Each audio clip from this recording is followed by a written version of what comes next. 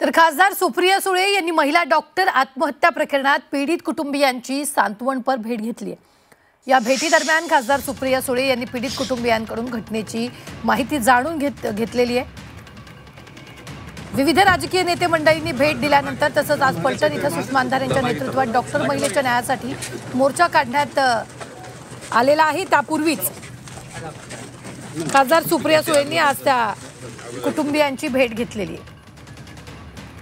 तर कोणताही राजकीय हस्तक्षेप न होता पीडित कुटुंबाला न्याय मिळावा अशी मागणी सुप्रिया सुळेंनी केली आहे।